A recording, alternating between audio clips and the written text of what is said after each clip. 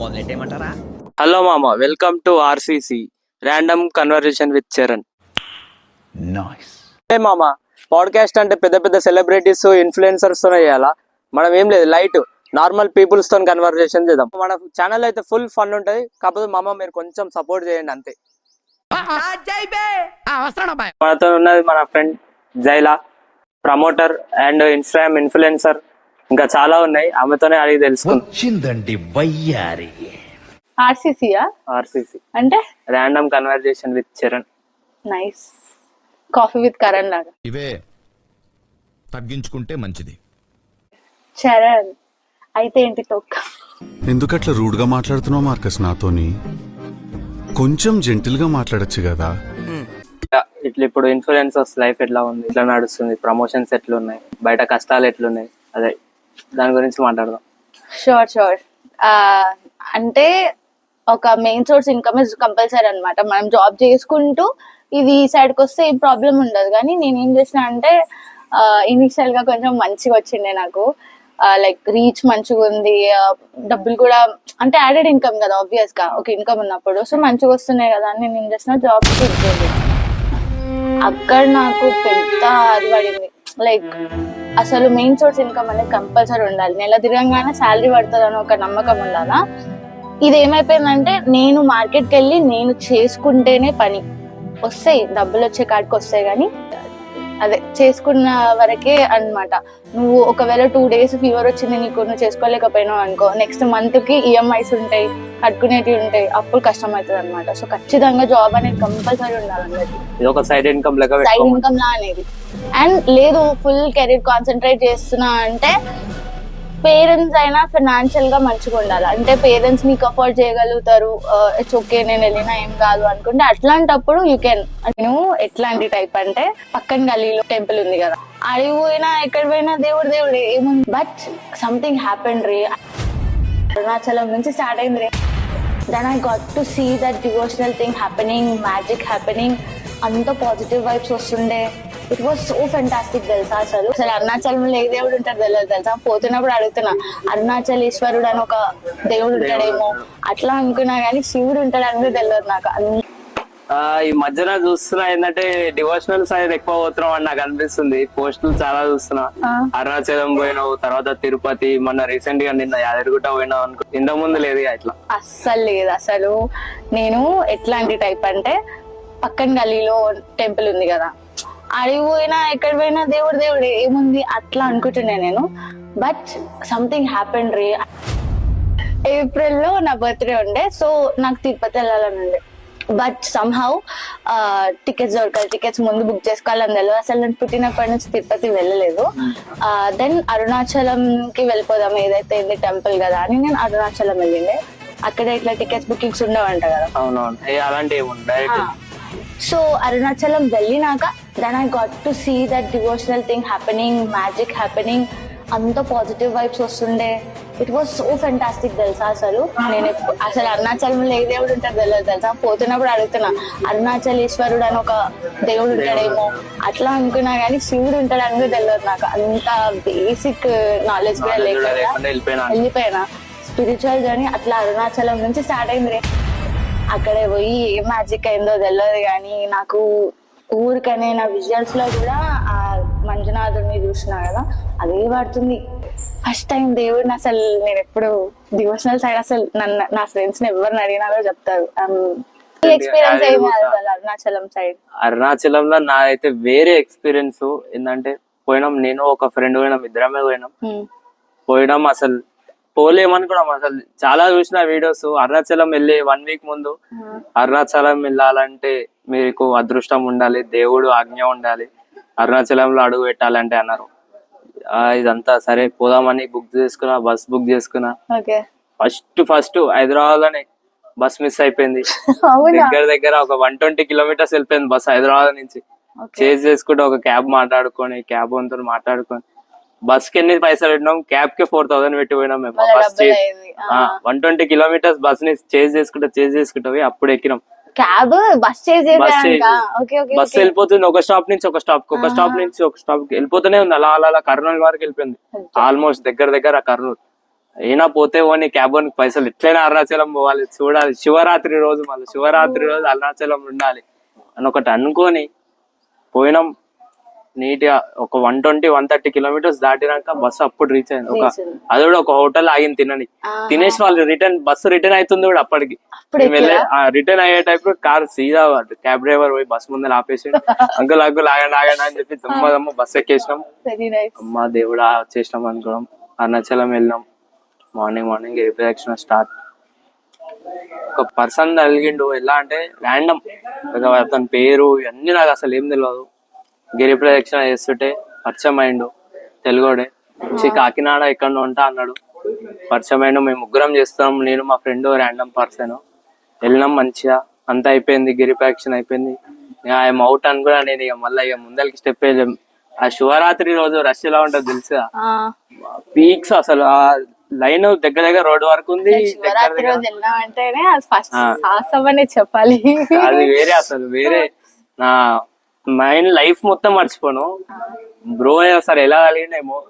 శివరాత్రి రోజు VVIP దర్శనంలో పంపించి మళ్ళా బ్రో రాలేదు. ఆశ్చర్యం ఏంటంటే నన్ను మా ఫ్రెండ్ ఇద్దరినే పంపించాడు. బ్రో ఆయన రాలేదు. ఈయన కూర్చుంటా బ్రో, నేను నాకు గుడి తెలియక మార్నింగ్ దర్శనం చేసేసుకున్నాను. నేను అది అయిపోయింది. ఫస్ట్ టైం ఫస్ట్ టైం అది నాది ఫస్ట్ టైం. గుడి తెలియక నేను దర్శనం చేసేసుకున్నా. మార్నింగ్ మీరు వెళ్ళిరండి అని చెప్పి అతను ఎవరో పోలీస్ వాళ్ళకి కాల్ చేసి అలా ఆంధ్ర పోలీస్ నుంచి ఇక్కడ పోలీస్ కానిస్టేబుల్ అంకుల్ వచ్చిండు. మా ఇద్దరిని తీసుకొని వెళ్ళిండు VVIP లో దర్శనం. VVIP లో వెళ్ళిపోయినాం. అసలు huge out full rush. VVIP లోనే 2 hours పట్టింది. అదే ఫ్రీ దర్శనం వెళ్ళుంటే మనం 6 to 7 hours ఈజీ. శివరాత్రి రోజు ఇక తెలుసు ఎట్లుంటో. దాని తర్వాత అట్లా ర్యాండమ్ వచ్చేసి దర్శనం చెప్పేసి ర్యాండమ్ లో VVIP వెళ్ళిన 1 hour పట్టింది. దర్శనం అయితే సూపర్ జరిగింది. బయటికి వచ్చి బ్రోని కలుద్దాం అనుకుంటే బ్రో గయా లేడు. ఎంత వెతికినాం తెలుసా, నేను మా ఫ్రెండ్ ఫోన్ నెంబర్ లేదు, ఏం లేదు మా దగ్గర. షాక్. అప్పుడు అనిపించింది నాకు, దేవుడే నాకు ఈ దర్శనం చేపించిండు VVIP లో వచ్చి. బయటికి వచ్చినా అసలు కనిపించలే మనిషి. అసలు వెతికినాం అసలు దొరకలే తెలుసా. అసలు అనుకున్నా అప్పుడే అరుణాచలం శివుడే వచ్చిన దర్శనం చేపించిన. ఇంత గట్టి అనుకున్నట్టు శివరాత్రి రోజు నేను VVIP లో ఓవడం ఏంది, బయటికి వచ్చి ఆ పర్సన్ కలుద్దామంటే గయాబ్ అయిపోవడం ఏంది. అసలు కనిపించలే మనిషి. దేవుడే శివుడే నాతో వచ్చి గిరి ప్రదక్షిణ చేయించినట్టు, లోపలికి పంపించినట్టు అంతా అట్లా అయిపోయింది మొత్తం. నాతో శివుడు ఉన్నట్టు అంత ఫీలింగ్ వచ్చింది నాకు అరుణాచలంలో. లైఫ్ లో మర్చిపోలేని ఇన్సిడెంట్ అసలు. ఐ థింక్ స్పిరిచువల్ సైడ్ వెళ్ళిపోయింది, డివోషనల్ సైడ్ వెళ్ళిపోయిండు. ఎప్పుడు చూసిన ఇన్స్టాగ్రామ్ లో శివుని గురించి స్టోరీలు అవి పెడుతుండే అనమాట. అరుణాచలం పోయి వచ్చినాకనే అరుణాచలం పోయి వచ్చినాక నా లైఫ్ టర్న్ అయిపోయింది. పోయి వచ్చిన 1 month లోనే జాబ్ మానే ఫోన్ కొనుక్కున్నా, బైక్ కొనుక్కున్నా. అరుణాచలం పోయి వచ్చినాక నా లైఫ్ మారి. ఇప్పుడు కొన్ని స్టోర్స్ ఉంటాయి. స్టోర్స్ వాళ్ళు అంటే ఇట్లా ఫాలోవర్స్ చూసి ప్రమోషన్స్ ఇస్తారా, లేకుంటే రీచ్ నా, లేకుంటే వ్యూస్ ఎట్లా వస్తున్నాయి ఏంది, బ్యాక్గ్రౌండ్ చూసి ఇస్తారా, లేకుంటే ఎట్లా ఇస్తారు ప్రమోషన్స్? బ్యాక్గ్రౌండ్ ఏమి ఉండదు.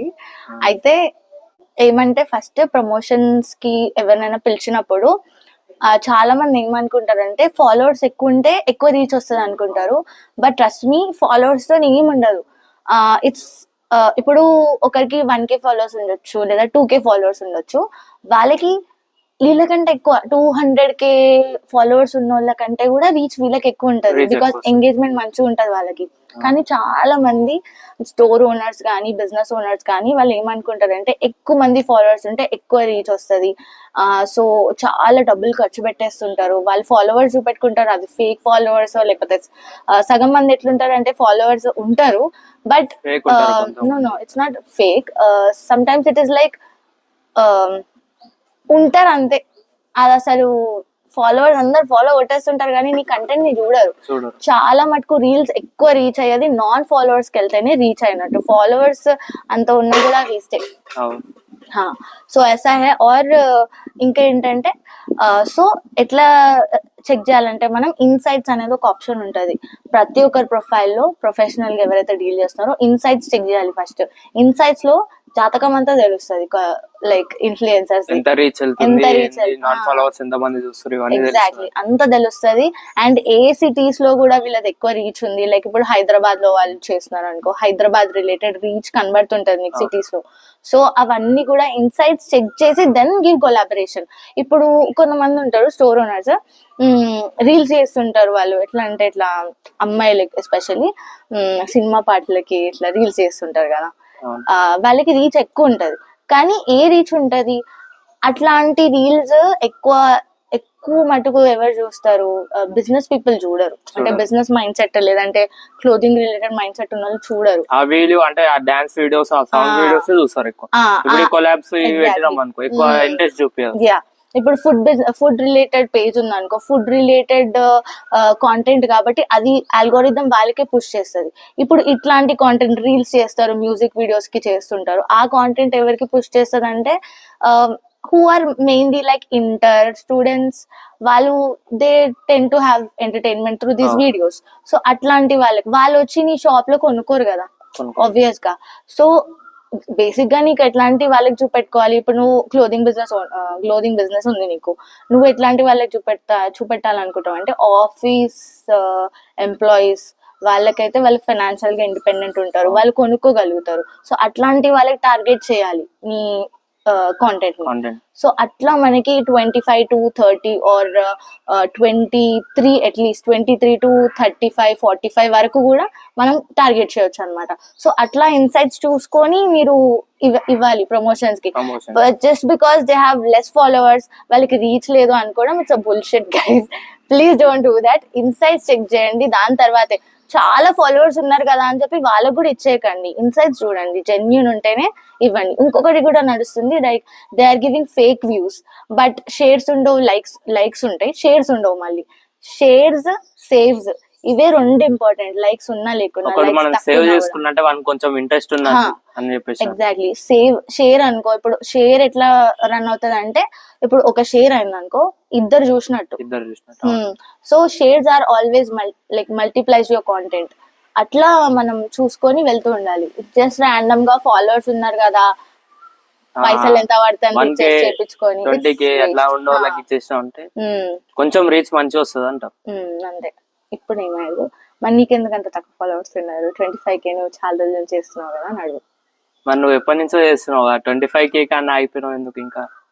సో నా దానికి ఏమైతుందంటే, ఇది చాలా మంది అడిగినారు నన్ను, లైక్ ప్రమోషన్స్ కి పిలిచే వాళ్ళు కూడా they know I give content అని, కానీ స్టిల్ తెలిసే నీకు అంత తక్కువ ఫాలోవర్స్ ఉన్నారు కదా, ఎందుకు అంత మేము ఇవ్వలేము. నేను అడిగేది కూడా చాలా తక్కువ బ్రో, నేను ఎక్కువ తీసుకోను. అట్లాంటిది మళ్ళీ వాళ్ళు అట్లా అంటుంటారు, జస్ట్ 2K 1500 లో చేసే అంటారు. 1500 పెట్రోల్ కే అవసరం, ఇప్పుడు ఒట్టిగానే అయిపోతున్నాయి. సో అట్లా అడుగుతా ఉంటారు. నేను ఏమంటానంటే, నా దానికి ఎస్పెషల్లీ ఏమైతుందంటే కొలాబరేషన్స్, క్లోదింగ్ లో ఎస్పెషల్లీ ఎట్లుందంటే, కొలాబరేషన్స్ చేసినాం అనుకో, ఫాలోవర్స్ అందరూ వాళ్ళకి వెళ్ళిపోతున్నారు, అక్కడ వెళ్ళి ఫాలో కొడుతున్నారు, నాకు ఫాలో కొట్టట్లే. That is not my mistake. నీ వీడియో నీ కష్టం నువ్వు పెట్టి వాళ్ళకి వెళ్ళిపోతున్నారు. ఎంత కష్టపడినా కూడా కొలాబరేషన్ చేస్తే వాళ్ళకి వెళ్ళిపోతుంది. చాలా మంది ఏం చేస్తున్నారు, ఫుడ్ బ్లాగింగ్ పేజెస్ ఎస్పెషల్లీ, వాళ్ళకి ఫుడ్ రిలేటెడ్ ఏదైనా ఉంటది కదా, సమ్ పేజ్ ఆర్ సంథింగ్, లేదు సపోజ్ స్ట్రీట్ లో స్టార్టింగ్ లో స్ట్రీట్ ఫుడ్ అని చెప్పేసి స్టార్ట్ చేశారు సిరీస్. స్ట్రీట్ ఫుడ్ ఓన్కి ఇన్స్టాగ్రామ్ పేజ్ ఉంటుందా? ఉండదు. అప్పుడు ఏమైపోతుందంటే, వాళ్ళు కొలాబరేషన్స్ ఏం చేయకపోగా వాళ్ళ ఇన్స్టాగ్రామ్ పేజ్ కి ఎగ్జాక్ట్లీ. అండ్ చాలా మంది కొలాబరేషన్స్ ఇవ్వరు, నేను ఇస్తాను. స్టిల్ పీపుల్ ఆస్క్ మీ, నీకు ఇంత తక్కువ ఫాలోవర్ 25K రా, ఎక్కడికి వెళ్ళి వస్తారు, ఎంత కష్టపడతారు సార్ చెప్పు. 25K అంటే అంత ఈజీ కాదు, చాలా కష్టం పడినా నేనైతే. అండ్ నేను చాలా ఆర్గానిక్ గా జెన్యూన్ గా చేస్తుంటా. And I'm also social media manager for wholesale clothing అన్నమాట. పెద్ద వాళ్ళు అంటే చాలా షాపింగ్ మాల్స్ కి కూడా వాళ్ళ దగ్గర నుంచి వెళ్తది. సో వాళ్ళ అకౌంట్ మెయింటైన్ చేస్తుంటా. వాక్పతి కార్పొరేషన్ అని సికింద్రాబాద్ లో బిగ్గెస్ట్ అనమాట, దట్స్ బిగ్గెస్ట్ హోల్సేలర్. మంచి క్వాలిటీ క్లోదింగ్ ఉంటది వాళ్ళ దగ్గర. ఈ బిజినెస్ చేసే వాళ్ళందరూ అక్కడే పర్చేస్ చేస్తారు. అండ్ ఇటు సైడ్ మన కుక్కట్పల్లి సైడ్ వచ్చేసేమో మూసాపేటలో కాసం సెలెక్షన్స్ అని ఉంటది, అది కూడా బిగ్గెస్ట్ హోల్సేలర్ అనమాట. పోతే ఇట్లా కళ్ళు తిరుగుతుంటాయి, ఇంత పెద్దది ఉంది ఏంద్రా బాయ్, ప్యాకింగ్ అవుతుంటది, ఇట్లా ఏదో అవుతుంటాయి అక్కడ అంత ప్రాసెస్ అంతా. సో అట్లా కాసం ఒకటి ఉంది. అట్లా చిన్న చిన్న హోల్సేలర్స్ ని కూడా నేను మెయింటైన్ చేస్తుంటా. వాళ్ళ ఇన్స్టాగ్రామ్ అకౌంట్స్ నువ్వే హ్యాండిల్ చేస్తావు. మంచి వ్యూస్ వస్తాయి వాళ్ళకి. అట్లా ఆర్గానిక్ గా చేయాలి ఏదైనా. ఇట్లా ఫేక్ వ్యూస్ పెట్టి ఫేక్ గా చేసేసి అది ఎంతవరకు చేయగలుగుతాం? It's waste of time I guess. అయితే ఫ్రెండ్స్ మీరు కూడా చూసుకోండి, ఎప్పుడైనా ప్రమోషన్స్ ఇచ్చేటప్పుడు కానీ వాళ్ళకి చూసుకోండి, ఇవన్నీ ఇప్పుడు చెప్పిన అవన్నీ చెక్ చేసుకోండి ఒకసారి. ఇన్సైట్స్ అన్ని చెక్ చేసుకోండి, ఇవ్వండి ఇచ్చేటోళ్ళకి. తక్కువ ఫాలోవర్స్ ఉన్నా వాళ్ళకి కొంచెం సపోర్ట్ ఇవ్వండి, ఎక్కువ మందికి కాకుండా. ఎక్కువ ఫాలోవర్స్ ఉందంటే వాళ్ళకి ఆటోమేటిక్ వస్తూనే ఉంటారు. తక్కువ ఫాలోవర్స్ కూడా వాళ్ళని ఎంకరేజ్ చేయండి. సరే మీరు మనీ ఇవ్వకపోయినా ఏం కాదు, కాకపోతే చూడండి, మనీ కూడా కన్సిడరేట్ గా ఇవ్వండి. మరి ఇప్పుడు ఎట్లా అయిపోయిందంటే 3000 ఇస్ ద బేసిక్ మార్కెట్ అన్నమాట.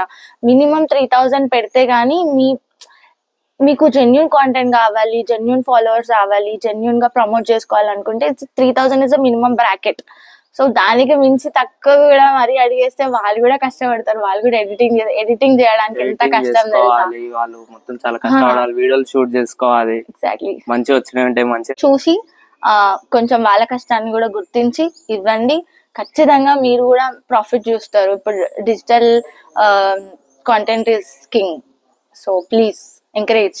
పబ్జి అసలు మేము ఒకప్పుడు రక్తాలు చిందించుకొని పబ్జి నైట్ మొత్తం 1, 2, 3 వరకు ఆడుతుండే ఫ్రెండ్స్ మేమైతే. అసలు గేమ్ ఆడడానికి రాదు కానీ ఓకే ఇక సపోర్ట్ చేస్తుండే, వెనకాల వస్తుండే. నాకు వచ్చు, నేను టీడీఎం మస్తు ఆడతా. టీడీఎం తప్ప అంటారు నన్ను. టీడీఎం తప్ప ఏం రాదు నాకు తెలిసి. అయితే ర్యాంగిల్ అయితే నేను ఒక ఆడున్నా, ఇడికి రా అంటే ఏడుందో అనిపిస్తుంది. పేరుంటది, నెంబర్ అనిపిస్తుంది, పేరు అనిపిస్తుంది. బిఎఫ్ఎఫ్ ఫ్రీ అని అంత మంచిగా నెంబర్ 1, నెంబర్ 2, నెంబర్ 3, నెంబర్ 4 అని ఏడునో అరే రామే అని చచ్చిపోతున్నా అంటే కూడా రాదు తెలుసా. ఏడున్నో అటు ఇటు ఎన్ని కష్టాలు పడుతున్నా తెలుసా. ఇట్లా బాటుగా ఏమైనా అంటేనే మళ్ళీ రిటర్న్, అరే మీరు మంచి ప్లేయర్స్ తో కొంచెం ఆడొచ్చు, నాలాంటి నూప్ గాలతో ఏం ఆడతావు అని చెప్పేసి అంటుండే. టైం పాస్ కోసం వస్తుండే, నేను చచ్చిపోతుండే. I know I'm not a good player అని తెలుసు నాకు. నేను చచ్చిపోవడానికి వస్తుండే, లూట్ ఎరుకోవడానికి వస్తుండే బేసిక్ గా. ఫస్ట్ మెయిన్ ముఖ్యం వచ్చిండా, ఎనిమిది ఉండాలి తెలియదు, పోవాలి లూట్ ఏరాలి, ఏరుకోవడమే కూడా బ్యాగ్ నిండదు అసలు. చెప్తున్నా స్పేస్ ఎంత పబ్జి కూడా ఎంత స్పేస్ ఇస్తాడో ఏమో నాకు అర్థమే కాదు. లెవెల్ 1 బ్యాగ్ ఉన్నా కూడా లూట్ ఏడుతూనే ఉంటది లెవెల్ 1 బ్యాగ్ లా. హెల్త్ కిట్స్ ఎన్ని ఉంటాయంటే ఎవరు రివైవ్ అయినా కానీ ఎవరు హెల్త్ కిట్ ఇస్తుండేనా లేదా.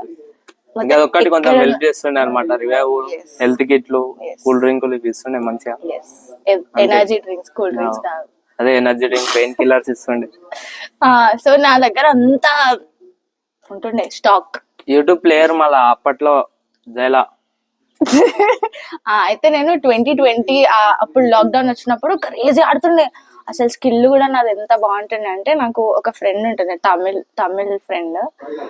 వాడు నేర్పించిండే నాకు, వాడే నేర్పించిండే ఇక్కడ పబ్జి. అసలు ఎట్లా ఆడుతుండే, నాతో ఆడేటోళ్ళు అందరు ఇట్లా ఏం ఆడుతుంది రాబోయ్ అనేసి అంటుండే. వీడియోలు పెడుతుండే మొత్తం క్రేజీ. యూట్యూబ్ చెక్ చేయండి మీరు ఒకసారి, అప్పుడు జైలా బ్లాగ్స్ అని ఉంటది. పాత వీడియోస్ మొత్తం లాస్ట్ కి వెళ్ళండి, ఒక 3 years బ్యాక్. వద్దురే 3 years బ్యాక్ పబ్జి వీడియోస్ చూడండి. ఓకే వెళ్ళకండి. బట్ ఇప్పుడైతే అసలు స్కిల్ పోయింది మొత్తం. అసలు మజిల్ మెమరీ ఇంకా ఉంది అది ఆడుతుంటే గానీ, బట్ స్కిల్ అయితే పోయింది. గేమ్ వేస్ట్ ఆడదు. నేను టీడీఎం క్రేజీ ఆట, అందరు ఇట్లా వణుకుతారు, ఇట్లా బస్తీ బస్ అవ్వాలి. టీడీఎం ఆడిసి పెట్టండి నాతోని. 25 kills. నేను ఒక్కదాన్ని సార్. నేను నమ్మను సార్, మాకు నమ్మకం లేదు. లేదు నేను మస్తు ఆడతా. మీకు కావాలంటే పబ్జిలో పెడదాం ఒకసారి, లైవ్ స్ట్రీమ్ ప్లాన్ చేద్దాం, చూపిస్తాను తడక. పబ్జి వీడియోస్ కూడా పెడదాం. చాలా చేద్దాం, ఇదే ఉంటది మాది కాన్వర్జేషన్. చెయ్యం పీకం, ఆడది లేదు ఏముండదు. ఏదో ఇప్పుడు దగ్గర ఎన్ని రోజులు అవుతుంది, 6 months అయిపోయింది అనుకుంటా మనం గేమ్ ఆడాలి. చాలా రోజులు. అసలు ఈ పొరని నేను కలవక, oh my god, it was so gap వచ్చింది చాలా. పబ్జి అప్పుడు ఆడుతున్నప్పుడు డైలీ కాన్వర్జేషన్స్ అవుతుండే, తర్వాత చాలా గ్యాప్ వచ్చింది. అండ్ ఇది నేను చెప్పాలనుకుంటున్నా. మేము రాత్రి పూట ఆడుతుండే, లైక్ అందరు వండుకున్నాక 1 స్టార్ట్ చేసేది 1 కి, నైట్ 1 కి స్టార్ట్ చేస్తుండే. క్రేజీ ఏంటంటే మార్నింగ్ 4 వరకు ఆడుతుండే. 1 నుంచి అది 4 hours. ఎవ్వరు ఉండరు, ఇద్దరమే ఉంటుండే, ఎవరు ఫ్రెండ్స్ ఉండరు, ఎవ్వరు వచ్చి పోతుండే, జాయిన్ అయిపోతుండే. మేము ఇద్దరు మాత్రం కాన్స్టెంట్ ఉంటుండే. మళ్ళీ సొల్లు ఈయనకు ఒక ఇంట్రెస్ట్ ఉంటుండే పబ్జీలా. వద్దు వద్దంటే వద్దు. సరే అది పక్కన పెట్టేస్తే మేము 1 o'clock ఇట్లా స్టార్ట్ చేస్తుండే. అయితే సడన్ గా నేను ఇయర్ ఫోన్స్ పెట్టుకుంటా కదా, ఇయర్ ఫోన్స్ పెట్టుకున్నప్పుడు వి డోంట్ హ్యావ్, అంటే గట్టిగా అరిచేస్తుంటాం కదా, మనకు బయట ఏం తెలియదు. జరుగుతుందో తెలియదు, ఎవరు పిలుస్తారో అర్థం కాదు. కొట్టు అని అంటాం చూసినావా? అయితే నైట్ టైం లో మమ్మీ వస్తుండే అప్పుడప్పుడు పిచ్చా కామెడీ. గలీజ్ బూతులు తిట్టిపోతుండే, వీళ్ళందరు లైన్ లోనే ఉంటుండే. మళ్ళీ ఎమ్మటి మమ్మీ రాగానే మైక్ ఆఫ్ చేసి, మమ్మీ నేను మైక్ ఆన్ చేస్తున్నా మమ్మీ అని మా అమ్మ అయితే అసలు కామెడీ అనిపిస్తుండే అప్పట్లో. ఎంత గలీజ్ బూతులు తిట్టిండే. లైక్ చెప్పది టూ వేసుకో నువ్వు అంతే, ఎల్లంటుండే ఎమ్మంటుండే, అసలు ఇష్టం వచ్చిన బూతులు తిడుతుండే. వీళ్ళందరూ ఒకరోజు మైక్ ఆన్ చేసిన, ఆన్ అంటే ఆఫ్ చేయడం మర్చిపోయినా, అదంతా పోయింది గైస్. వీళ్ళు మాటికి ఏడిపిస్తుండే. నేను ఇజ్జత్ కాపాడుకోవడానికి తిట్టింది మా అమ్మమ్మే కదా. 1 hour ఒక 2 times వచ్చి పోతుండే వీళ్ళు మమ్మీ అయితే గేమ్ ఆడుతుంటే. నేను గేమ్ ఆడతలేదు మమ్మీ అంటుండే, గేమే ఆడుతుండే. కాకపోతే అదే టెన్షన్ ఉంటుండే, మా మమ్మీ ఏడొస్తుంది నేను ఏడ దొరికిపోతాను. అసలు గేమే ఆడకపోతుండే. నాకు మస్తు బాధ అనిపించదు తెలుసా. అంటే నాలో ఒక గేమర్ ఉన్నది, కానీ మా మమ్మీ సపోర్ట్ చేస్తలే పాపం. అంటే మీరు కూడా సపోర్ట్ చేయాలి. నైట్ పూట గేమ్ ఆడి పాపం, గేమ్ ఆడాక చాలా మంది మధ్యలో ప్లేయర్స్ మిస్ అయిపోతారు. ప్లేయర్స్ వస్తలేరు అసలు గేమ్ కి. పేరెంట్స్ చూసారంటే మీకేం చదువుకోకుండా అదే చూడు, మేము చిన్న పిల్లలు చదువుకోక ఏంద్రా చదువుకోండి. So that's how we use to play PUBG, దాచుకొని. బట్ మస్తు మజా వస్తుండే, క్రేజీ ఆడుతుండే, ఫుల్ టైం పాస్, మజా చాలా చచ్చిపోతుండే అంటే. నేను ఇక్కడున్నా అక్కడున్నా అని చెప్తే ఊరుకొని వస్తుండే, కథ వస్తుండే. నువ్వు నన్ను సంపాదికే తీసుకొస్తావా ప్రియాంక ఐడికి అంటుండే. It was fantastic PUBG experience. నీకు నచ్చిన థీమ్ ఏది? లైక్ 20 ఎప్పుడు స్టార్ట్ చేస్తాను గేమ్? నేను దగ్గర 19 నుంచి ఆడుతున్నా అనుకుంటా, 19-20. నేను కూడా అంతే. నేను చాలా లేట్ స్టార్ట్ చేస్తాను. లాక్డౌన్ నేను చిన్నప్పుడు అసలు నాకు పబ్జి అంటే ఏంటిదో తెలియనప్పుడు మా మామ వాళ్ళు ఆడుతుండే. వాళ్ళు అసలు తోప్ స్టార్టింగ్ లా యూట్యూబర్స్ వాళ్ళు, స్లేయర్ వీళ్ళు, బిఎఫ్ఎఫ్ స్లేయర్, బిఎఫ్ఎఫ్ విక్టరీ వీళ్ళు ఉంటుండే. వాళ్ళని చూసి నేర్చుకున్నా నేను. మా క్లాన్ కూడా బిఎఫ్ఎఫ్. వాళ్ళ దాంట్లో నేను జాయిన్ అయ్యాను ఫస్ట్, వాళ్ళదే అది. మనకు అసలు ఏం తెలియకపోతుండే. కూర్చొని మా క్లాన్ నేమ్ సయ్యాన్ అని ఉంటుంది. సయ్యాన్ కాదు సార్, క్లాన్ నేమ్ కాదు, క్లాన్ నేమ్ సారీ నా పేరు సయ్యాన్ అని జయలాగా స్టామ్ అని ఉంటుంది. సయ్యాన్ ఇస్ అ క్లాన్. అంటే వీళ్ళు ఉంటారు కదా, వాళ్ళ పేర్లేంది రే, డ్రాగన్ బాల్స్ లో గోకు, ఇంకా ఇంకెవరు ఉంటారు, నరుటో ఐ డోంట్ నో, ఎవరెవరో ఉంటారు, నేను మర్చిపోయినా గైస్. అది కూడా డ్రాగన్ బాల్స్ టీమ్ లో మేము పెట్టుకుంది ఎక్రియకు అట్లా పెట్టుకుంటే, అట్లా సయ్యాన్ క్లాన్ అని ఉంటుండే. మేము సయ్యాన్ స్టామ్ అని ఉంటుండే. సో అందరు నన్ను సయ్యాన్ స్టామ్ అట్లా పిలుస్తుండే. నాకైతే జైలా అప్పటి నుంచే తెలుసు, అప్పుడు తెలియదు మనకి. This guy is Bachcha. 1v1 వేసి పడేస్తా. టీడీఎం పెట్టు, అరేనా పెట్టు, నిన్ను నేను హరాయించకపోతే నా పేరు మార్చుకుంటా. జైలా వర్సెస్ బిఎఫ్ఎఫ్ రియో చూసుకుందామా? చూసుకుందాం. వీడియో చేసి పెట్టాలి, మళ్ళా కొలాబ్ పెట్టాలి. డన్. మాది ఒకటి ఉంటది, వీడి పేజ్ లో ఉంటది, బిఎఫ్ఎఫ్ రియో కదా. ఈ పేజ్ లో ఎంత కష్టపడి నా చెమ్మట కష్టంతో ఎడిట్ చేసిన, బాహుబలి ఎడిట్ చేసిన. అది ట్రాన్స్ఫార్మర్స్ థీమ్ కదా, దాని బాహుబలి లాగా ఎడిట్ చేసి క్రేజీ పోయింది ఫ్రెండ్స్. 35K పోయింది అనుకుంటా నాకు తెలిసి. వీడియో 40K అయ్యుండొచ్చు. అది లైక్ 2000 likes ఏమో వచ్చినాయి. అసలు ఫస్ట్ వీడియో అదే క్రేజీ అయింది అసలు. దాని తర్వాత మళ్ళీ గేమర్ యూట్యూబ్ ఛానల్ పెడదామని మస్తు ప్లాన్ వేసిండే సార్. చాలా లేజీ గేమింగ్ ఛానల్ పెడదాం అనుకున్నా, ఇంకా చాలా చేద్దాం అనుకున్నా. అవన్నీ ఎందుకులే ఇప్పుడు. ఈ ఛానల్ అయితే సక్సెస్ఫుల్ గా ఒకటి ఓపెన్ చేసినాం ఎస్ ఇదైనా కరెక్ట్ చేసుకోవాలి. Yes so that's it for today. That's it for today. Please మా తమ్ముళ్ళ లాంటి ఆర్సీసీ ఛానల్ ని ఎంకరేజ్ చేయండి. ఫాలో కొట్టండి. He's a good soul. మాటలు కూడా చాలా మంచిగా ప్యూర్ హార్ట్ నుంచి వస్తాయి అండ్ హెల్ప్ చేయడానికి ఫస్ట్ ఉంటాడు సార్. సో అందుకని I thought I should give him my best. అంటే నేను నాకు తమ్ముడు ఉంటే ఒక అక్కగా నేను ఏం చేయాలో చేస్తున్నా. కొంచెం సపోర్ట్ చేయండి. Like his content, share his content. కొంచెం ఇన్ఫర్మేషన్ రిలేటెడ్ ఉంటుంది, ఎంటర్టైన్మెంట్ రిలేటెడ్ ఉంటుంది. ఇట్లా పెద్ద పెద్ద వాళ్ళతోనే పాడ్కాస్ట్లు చేయడం ఐ డోంట్ థింక్ సో. కొత్త కాన్సెప్ట్ తో వచ్చిండు. లైక్ పెద్ద వాళ్ళు ఇన్ఫ్లుయెన్సర్స్ కాకుండా ఇన్ఫ్లుయెన్సర్స్ కాకుండా మళ్ళా మన సెలబ్రిటీస్ వీళ్ళే కాకుండా చిన్న చిన్న ఇట్లా 20-25K ఫాలోవర్స్ వాళ్ళని కూడా చేద్దాం ఇంటర్వ్యూ. అందరూ చూస్తున్నారు కాబట్టి స్టార్టింగ్ కాబట్టి నేను వచ్చిన. అదర్వైజ్ జస్ట్ ర్యాండమ్ గా ఇప్పుడు వెనకాల అంకుల్ కూర్చోండు, అన్న కూర్చోండు, వాళ్ళతో కాన్వర్సేషన్స్ పెడితే ఎట్లుంటది, వాళ్ళ లైఫ్ ఎక్స్పీరియన్స్ ఏంది, అట్లా జస్ట్ ర్యాండమ్ గా ముచ్చట పెట్టడం అంతే. ఇట్లా నార్మల్ గా ఒక పర్సన్ కూర్చుంటే వాళ్ళ దగ్గరికి పోయి ఇట్లా మాట్లాడాలి. ఏంది కాక, ఏం చేస్తున్నావు, ఏంది, ఎట్లా నడుస్తుంది లైఫ్, ఎట్లా నడుస్తుంది, ఇలా చేద్దాం అనుకుంటున్నా. కొంచెం మీరు సపోర్ట్ కావాలి. Do like, share and follow. Yeah, follow RCC. Random Conversations with Charan.